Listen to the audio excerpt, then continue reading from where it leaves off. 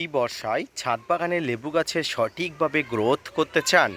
ছাদ বাগানে লেবু গাছে কি খাবার দিতে হবে সে সম্পর্কে আপনার কোনো ধারণা নেই? চিন্তা নেই, আজকের ভিডিওটি মনোযোগ সহকারে দেখতে থাকুন। অবশ্যই আপনি অনেক উপকৃত হবেন। Hello friends, welcome to my channel. দেশ এবং দেশের বাইরে থেকে যারা আজকে আমার ভিডিওটি কন্টিনিউ করেছেন, প্রত্যেককেই gardener tips with Kamal YouTube চ্যানেলে স্বাগতম। ছাদ বাগানে আমাদের পছন্দের এবং সেরা গাছের তালিকায় সাইট্রাস প্রজাতির সমগ্র গাছগুলো স্থান পায়। আর সেই সমস্ত গাছগুলোকে আমরা পরিচর্যা করে সিজনে সেখান থেকে প্রচুর পরিমাণ ফুল এবং ফল নেওয়ার আশা করি। তার জন্য কিন্তু আমরা পরিচর্যা করি। আর আজকের ভিডিওর আলোচনার বিষয়বস্তু হলো বর্ষায় ছোট গাছগুলো, অর্থাৎ একদম ছোট ছাদ বাগানের লেবু গাছগুলো আপনি কীভাবে পরিচর্যা করবেন, কি খাবার দেবেন, কিভাবে সার প্রয়োগ করবেন, প্রচণ্ড বর্ষায় টবের মাটিতে কিভাবে জল আপনি বাইরে বার করে দেবেন, অর্থাৎ ওয়েল ড্রেনেজ সিস্টেম করবেন, তাই নিয়ে থাকছে আজকের বিস্তারিত আলোচনা। না স্কিপ করে কন্টিনিউ করুন।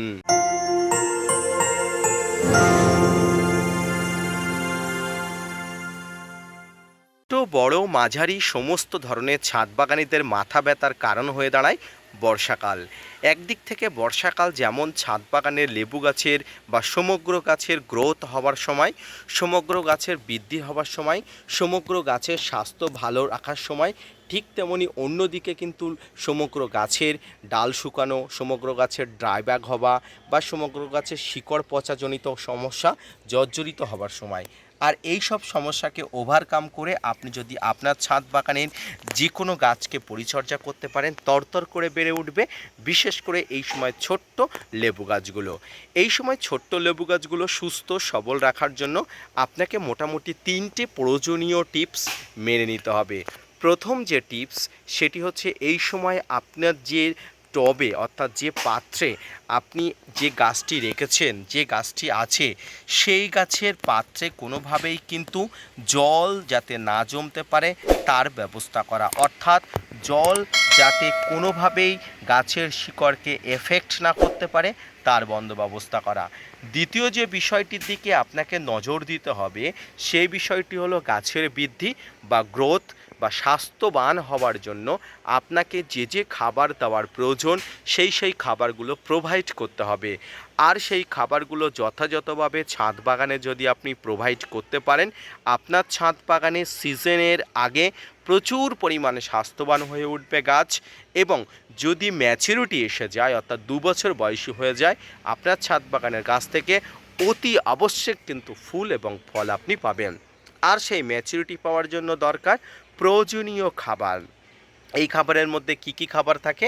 এই খাবারের মধ্যে থাকে নিমখোল, শিংকুচি, হাড় গুঁড়ো, ভার্মিকম্পোস্ট, সর্ষের খোল, বাদাম খোল, এসএসপি বা টিএসপি, ফাঙ্গিসাইড, বোরন নামক মাইক্রোনিউট্রিয়েন্ট এবং আরও পটাশের উৎসজনিত খাবার হিসাবে কলার খোসা, পেঁয়াজের খোসা বা এসএসপি বা এমওপি, এতগুলো মিশ্রণকে একত্রে করে অনুপাত হিসাবে মিশিয়ে আপনার সমগ্র প্রকার লেবু গাছের জন্য কিন্তু উৎকৃষ্টজনিত স্বাস্থ্যকর পুষ্টিকর খাবার তৈরি করা হয়। যারা ছাদ বাগানি পুরনো তারা জানেন মিশ্র খাবার কি করে প্রস্তুত করতে হয়। আর সেই মিশ্র খাবার প্রস্তুতকরণ যদি আপনি করে রাখেন, সেই খাবার কিন্তু লেবু গাছে বর্ষার আগে কিন্তু প্রয়োগ করে দিলেই আপনার ছাদ বাগানের লেবু গাছে কেল্লাফতে, অর্থাৎ তরতর করে বেড়ে উঠবে। যে সমস্ত গাছে সঠিকভাবে খাবার প্রয়োগ করা হয়ে গেছে বা সঠিকভাবে খাবার প্রয়োগ করেন, সেই সমস্ত গাছের বৃদ্ধি কেউ আটকাতে পারবে না। অর্থাৎ আপনি যদি একটা নির্দিষ্ট নিয়ম অনুযায়ী গাছে খাবার প্রদান করেন, গাছে বিভিন্ন ধরনের অনুখাদ্য, মাইক্রোনিউট্রিয়েন্ট, ফাঙ্গিসাইড, কীটনাশক এটিগুলোর অভাব পূরণ করেন, ছাদ বাগানে আপনার লেবু গাছের বৃদ্ধি কোনোভাবেই আটকে থাকবে না। গাছ স্বাস্থ্যবান বা পুষ্টিকর খাবার তৈরি করার জন্য, পুষ্টিকর ফল তৈরি করার জন্য কিন্তু একদম প্রিপেয়ার হয়ে উঠবে। দর্শক, তৃতীয় যে বিষয়টির দিকে আপনাকে নজর রাখতে হবে সেটি হচ্ছে গাছের রোগ বালাই ব্যাধি, এই সবগুলোর দিকে কঠোর নজর রাখতে হবে।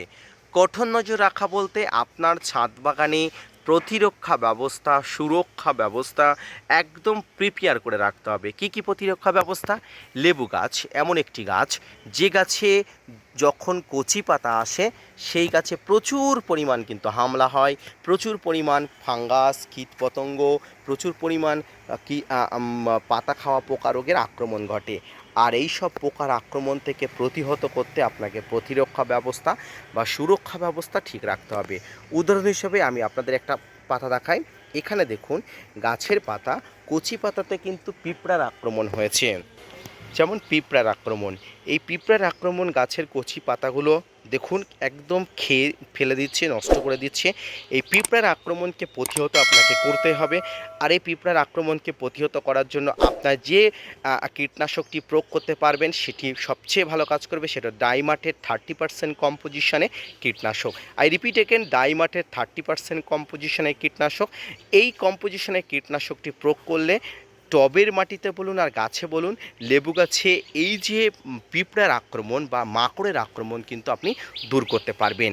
ডাইমার্টের 30% ছাড়াও বাজারে আরও অনেক ধরনের কীটনাশক আছে, তবে পিঁপড়ার আক্রমণকে জোর কদমে প্রতিহত করার জন্য আপনি অবশ্যই ডাইমার্টের 30% কম্পোজিশনে রোগো প্লাস এই ধরনের কীটনাশকগুলো প্রয়োগ করবেন। এবারে আপনাদের যে রূপটা দেখাবো সেটি হলো লেবু গাছের জন্য একটা ভয়ঙ্কর রূপ। সেটি হচ্ছে, দেখুন এই সময় এই ধরনের পোকা, অর্থাৎ এই যে শুঁয়োপোকাগুলো কিন্তু গাছে প্রচুর পরিমাণ আক্রমণ ঘটে। আর এই শুঁয়োপোকা যদি আপনি প্রতিহত না করতে পারেন, গাছের পাতা কিন্তু রাতারাতি কিন্তু আপনাকে একদম নষ্ট করে দেবে, শেষ করে দেবে। তাই অবশ্যই আপনার ছাদ বাগানে এই ধরনের শুঁয়োপোকার আক্রমণ হলে আপনাকে খুব দ্রুত, খুব তাড়াতাড়ি বা খুব শক্ত হাতে কিন্তু শুঁয়োপোকা নির্মূল করতে হবে। এগুলোর পাতাগুলোকে আপনি প্রথম অবস্থায় কেটে ফেলবেন। দ্বিতীয় অবস্থায় কিন্তু গাছে কিন্তু সাইপারমেথ্রিন গ্রুপ বা ইমিডাক্লোপিড গ্রুপের কীটনাশকগুলো আপনাকে প্রয়োগ করতে হবে। সাইপারমেথ্রিন বা ইমিডাক্লোপিড গ্রুপের কীটনাশকগুলো লেবু গাছের বিভিন্ন ধরনের পিঁপড়ার আক্রমণ, শুঁয়োপোকার আক্রমণ, লেদা পোকার আক্রমণ, এই ধরনের আক্রমণ থেকে কিন্তু গাছকে সুস্থ স্বাভাবিক রাখে এবং ছোট গাছগুলোকে কিন্তু দ্রুত নিরাপদে কিন্তু বড় করে তোলে। দর্শক, এই কীটনাশক অবশ্যই আপনাকে দেখে শুনে, অর্থাৎ গাছের অবস্থা দেখে বুঝে তারপরে কিন্তু প্রয়োগ করবেন। প্রয়োজন হলে প্রয়োগ করবেন, অপ্রয়োজনীয়ভাবে গাছে কিন্তু কোনোভাবেই প্রয়োগ করবেন না। এবার আসি, লেবু গাছের কীটনাশকের প্রয়োগের সাথে লেবু গাছের বিভিন্ন ধরনের কীট পতঙ্গ নাশক, অর্থাৎ ফাঙ্গাসের আক্রমণকেও প্রতিহত করার জন্য গাছকে প্রস্তুত রাখতে হয়, সুরক্ষা ব্যবস্থা মজবুত রাখতে হয়। আর এই ফাঙ্গিসাইড হিসাবে আপনি যেটা ব্যবহার করবেন, আপনি ডাইমার্টের 30% কম্পোজিশনের যে কোনো কীটনাশকের সাথে আপনি সাপ, ম্যানসার, ব্যাবিস্টিন, ডেডোমিনগোল, Blitox, blue copper, M45, Amistar Top এই ধরনের ফাঙ্গিসাইডগুলো প্রয়োগ করতে পারেন। এই ফাঙ্গিসাইড এবং কীটনাশক যখনই মিক্স করবেন, এর প্রয়োজনীয়তা এবং এর ডোজ সম্পর্কে অবগত থেকে তারপরে কিন্তু আপনি প্রয়োগ করতে পারেন।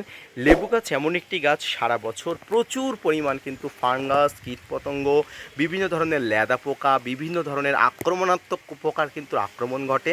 তাই সারা বছর যদি আপনি লেবু গাছকে এইভাবে পরিচর্যা করতে পারেন, সিজনে, অর্থাৎ লেবু গাছের ডরমেন্সি পিরিয়ড আছে নভেম্বর ডিসেম্বর মাসে, সেই সময় থেকে আপনার ছাদ বাগানে লেবু গাছে প্রচুর ফুল ফুটতে শুরু করবে। কিন্তু তার আগে গাছটি স্বাস্থ্যবান এবং ম্যাচুরিটি আনার জন্য আপনাকে সারা বছর ব্যাপী এই খাবার প্রয়োগ করতে হবে। এই ফাঙ্গিসাইড কীটনাশক প্রয়োগের মধ্য দিয়ে গাছকে কিন্তু সুস্থ স্বাভাবিক রাখতে হবে। এবার আপনার মনে প্রশ্ন আছে, ছোট লেবু গাছগুলো বড় করার জন্য কী হারে খাবার প্রয়োগ করতে হবে? আপনারা যারা ছাদ বাগান করেন তারা জানেন, লেবু গাছে বা যে কোনো প্রকার ছাদ বাগানের টবের মাটিতে 2 থেকে আড়াই মাস অনুযায়ী খাবার দিতে হয়। যদি আপনি রাসায়নিক খাবারের উপরে ভরসা করেন তাহলে আপনি আজকে খাবার দিলে 15 দিন পরে আবার খাবার দিতে পারেন। কিন্তু আমরা সাধারণত ছাদ বাগানের গাছগুলো মিশ্র খাবারের উপরে ভরসা করি। আর এই মিশ্র খাবার মাটির সঙ্গে ডিকম্পোস্ট হতে একটা সময় নেয়। আর এই সময় মোটামুটি 2 থেকে আড়াই মাস বা সর্বোচ্চ হলে 3 মাস নেয়। তাই 2 থেকে আড়াই মাস বা 3 মাসের মধ্যে লেবু গাছে আর কোনো খাবার প্রয়োগ করা উচিত নয়, যদি সেটা মিশ্র খাবার আপনি প্রয়োগ করেন। এই 2 বা আড়াই বা 3 মাসের মধ্যে এই যে খাবারগুলো মাটির সঙ্গে মিশে গিয়ে ডিকম্পোজার হিসাবে কাজ করে গাছের স্বাস্থ্য ভালো করে এবং বৃদ্ধি হয়, ম্যাচুরিটির দিকে অবশ্যই গাছকে এগিয়ে নিয়ে যায়। দর্শক, এই পদ্ধতিতে ছাদ বাগানের ছোট গাছগুলোকে ম্যাচুরিটি আনানো যায়, ছোট গাছগুলোকে স্বাস্থ্যবান করা যায় এবং একটা সময় ফুল ফল নেওয়ার জন্য উপযোগী করে তোলা হয়। এইভাবে আপনি আপনার ছাদ বাগানকে সুস্থ রাখুন, স্বাভাবিকভাবে বড় করে তুলুন, প্রয়োজনীয় পদক্ষেপ গ্রহণ করে যথাযথ সময়ে গাছকে খাবার প্রদান এবং প্রতিরক্ষা ব্যবস্থা সঠিক রেখে গাছকে স্বাস্থ্যবান করার মাধ্যমে ছাদ বাগানকে আরোভাবে বাড়িয়ে তুলুন। আজকের ভিডিওটি এই পর্যন্ত। দেখা হচ্ছে পরবর্তীতে নতুন কোনো ভিডিও নিয়ে, নতুন কোনো তথ্য নিয়ে। ততক্ষণ সুস্থ থাকুন, ভালো থাকুন, আর হ্যাঁ, অবশ্যই gardener tips with Kamal YouTube চ্যানেলের সঙ্গে থাকুন। ধন্যবাদ।